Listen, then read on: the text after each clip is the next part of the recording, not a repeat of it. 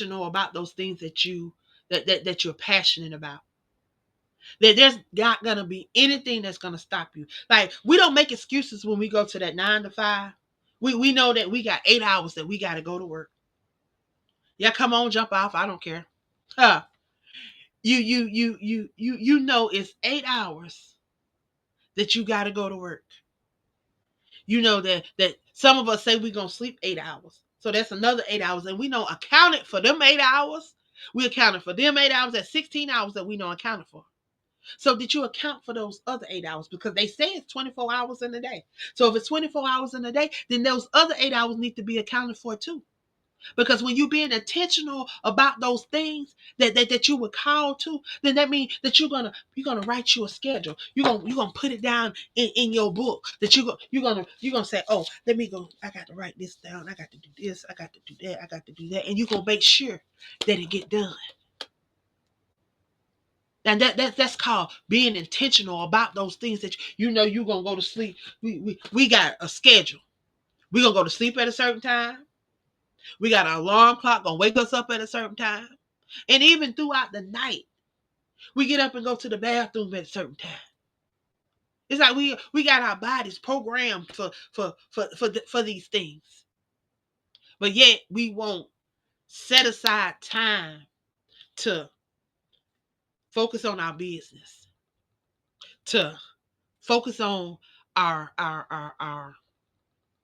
books, to focus on our platforms, to focus on our podcasts. If you got a podcast, we don't take time to perfect those things that we say we are passionate about, to see how we can evolve, to see how we can go to the next level.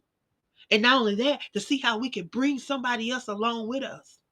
In every step, everywhere we go, we should be figuring out how we can bring somebody along with us, because it's all about the greater works, and leaving those greater works for those that are coming behind us.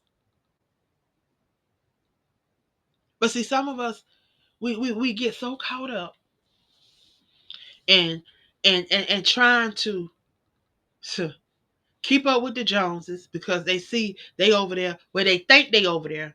Because see, a lot of people think, instead of asking, they assume, and then when you assume, you just make a out of yourself. Yeah, that word, out of yourself.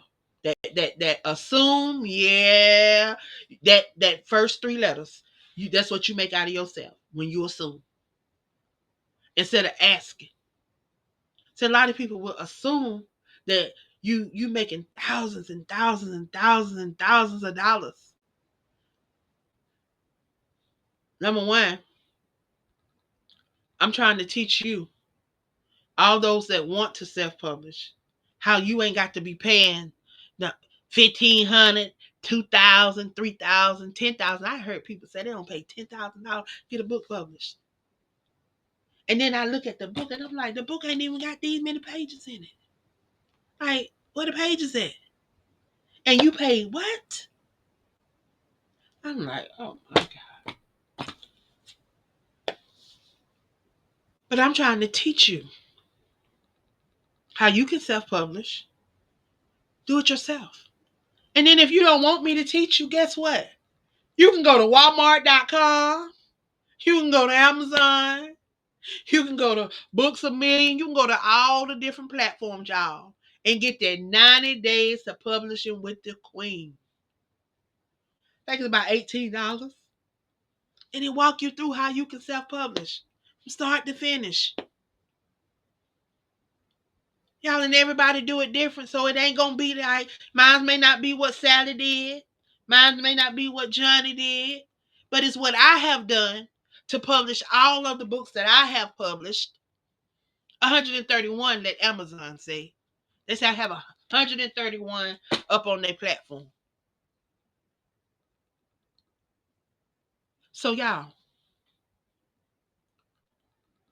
we can lead you to the water, but we can't make you drink. It's like I can put you some coffee in the coffee pot,